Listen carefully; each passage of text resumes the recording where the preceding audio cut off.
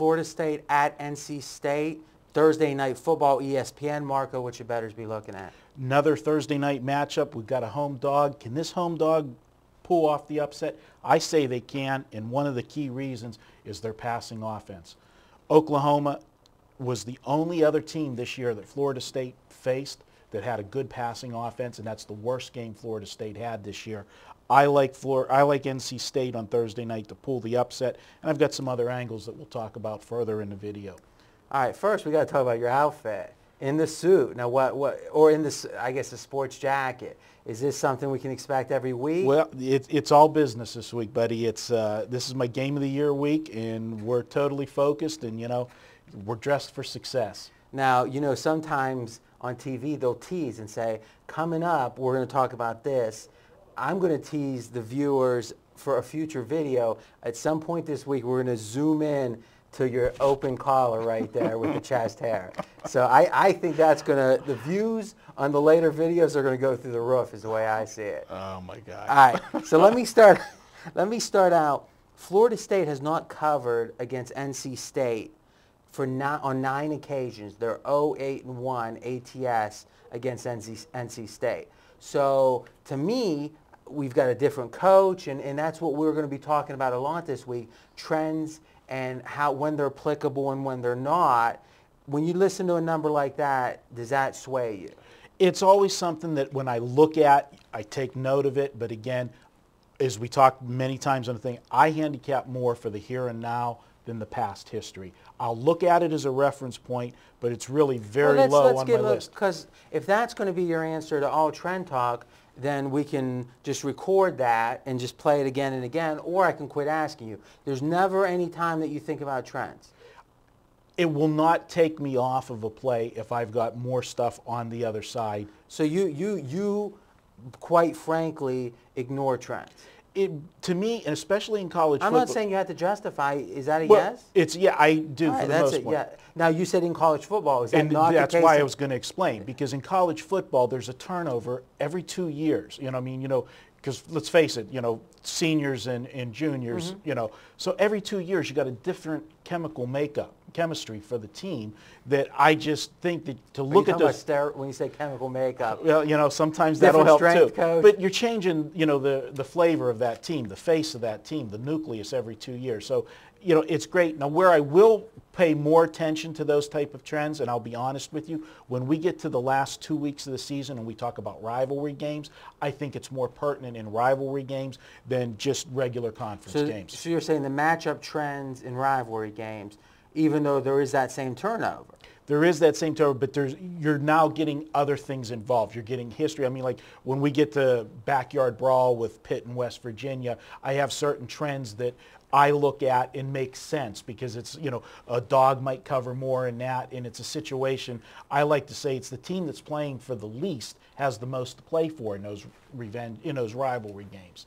Okay, but staying general for a second is, so what I hear you saying is in general, you're not a trend guy, but you're even less of a trend guy in college football and basketball, it sounds like, because of the turnover. Absolutely. Okay, so it sounds like you were leaning NC State. Give us some more facts on that. Well, I'll tell you what. Both teams had bad performances last week. Florida State won, but it was a lackluster performance. It's a situation that you could say they were looking ahead, plus they were coming off that big Miami of Florida game. They actually had a bye week, I should say, last week, but their final week before this game, they played Miami of Florida the week before.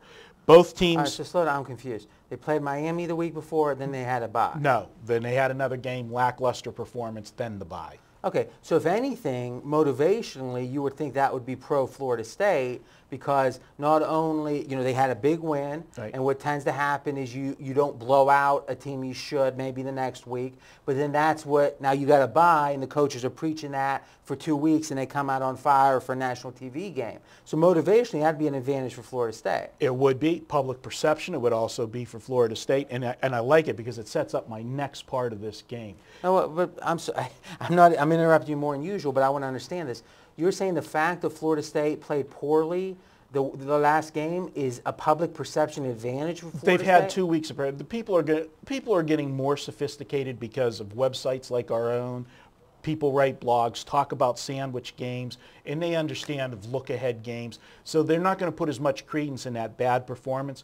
But off of the Miami of Florida game where they dominated Miami of Florida, the public perception on this team and the stock is at its highest point as it's been all year. With that said, if I told you right now, Florida State, Virginia Tech, neutral field. You know, I know Virginia Tech, for example, is underrated. Vegas actually has them in the top 20 in their odds makers poll. You know, my gut feeling would be Florida State a small favorite, but not as much as you might think. But public perception would you agree would be Florida State? Agree. Florida State is laying the same number that Virginia Tech laid to NC State at NC State a few weeks ago. And Virginia Tech, you know, that was a few weeks ago before Virginia Tech ran off 3 or 4 in a row.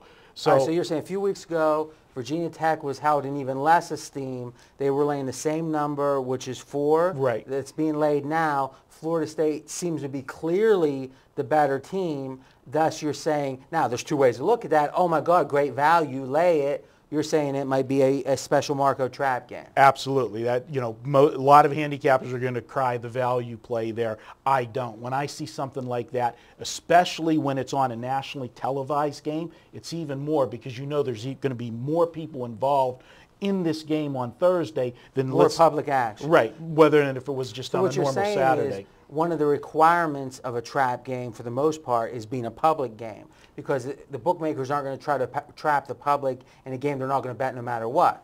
Absolutely. Good point.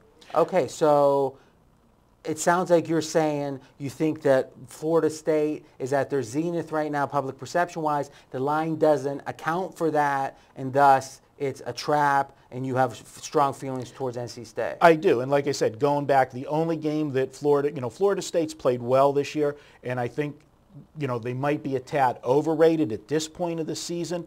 And going back, they haven't faced a strong offensive team with a passing game. Miami of Florida, you know, when we did that video a few weeks ago, I said I don't like their quarterback, but Oklahoma was the best they had, and they got blown out at Oklahoma. I look for this to be not a blowout, but I have NC State pulling off the upset Thursday night, 31-28. All right, official projection. Official This projection. is not your best bet. Not my best bet. You're 7-1 on your best bet. Yeah, unfortunately we lost that one last week, and we'll talk about it later. 7-1 though. Well, yeah, we'll take that. Any other closing thoughts? Not on this one. All right, now it's your turn. Now, one last thing. We got a special thing we do on Thursdays at pregame.com. You can go to pregame.com and click Premium Picks, or you can go directly at pregamepros.com. And what we do is every Thursday, 52 weeks a year, we give you one best bet, usually priced between $15 and $25 for $1. No catch, no further obligations. If you have a coupon or something, you can get it even cheap. You can get it for free. But we have our $1 best bet every Thursday, and this is just one small way that we give back to all the supporters out there that make pregame.com possible. This Thursday, we're going to have another $1 best bet. Take advantage. And now it's your turn to continue the conversation in the comments section with Marco and me. And next up, we're going to be talking the Friday game, WVU at UConn.